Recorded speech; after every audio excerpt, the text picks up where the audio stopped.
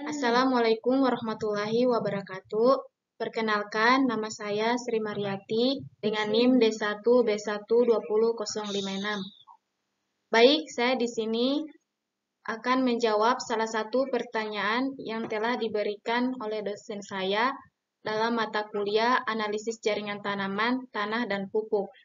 Adapun pertanyaan pertama yaitu apa persyaratan data karakter tanah, jaringan tanaman, dan pupuk yang dilaporkan melalui suatu laporan dari laboratorium?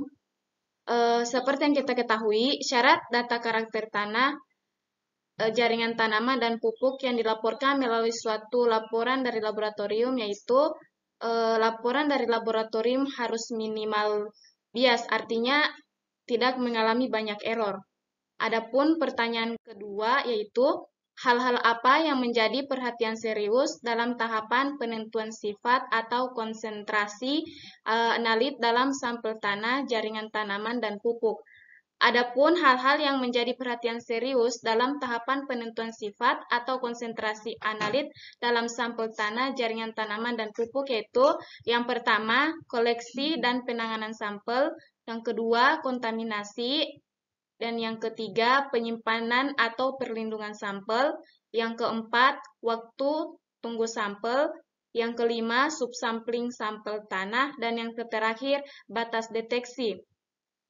Adapun pertanyaan ketiga yaitu jelaskan pendekatan atau metode dalam penentuan kadar analit secara kuantitatif dalam analisis tanah, jaringan tanaman, dan pupuk.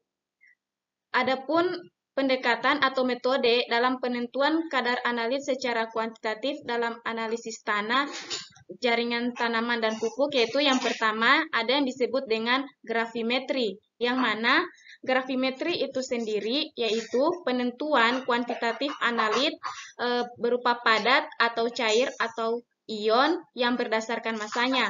Yang kedua yaitu titrimetri, yang mana titrimetri di sini yaitu bahan atau kelompok bahan dikuantifikasi dengan mengukur volume larutan bereaksi dengan konsentrasi zat yang diketahui.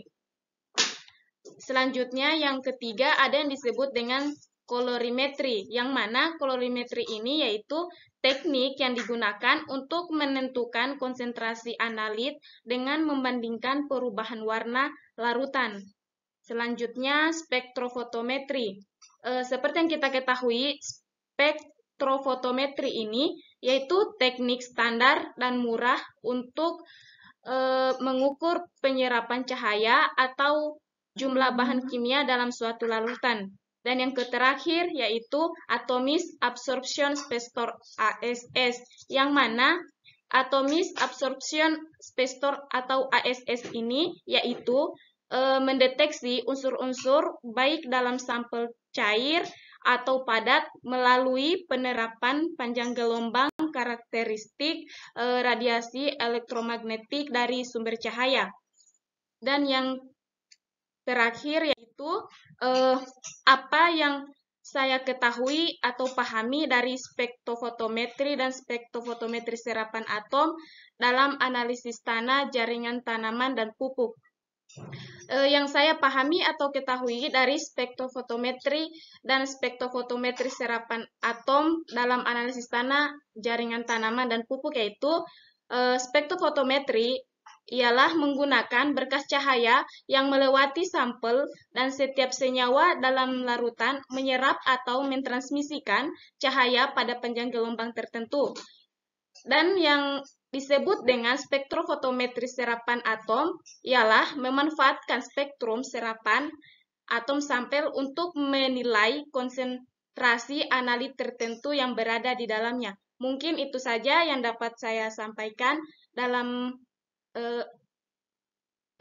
menjawab pertanyaan. Saya ucapkan terima kasih.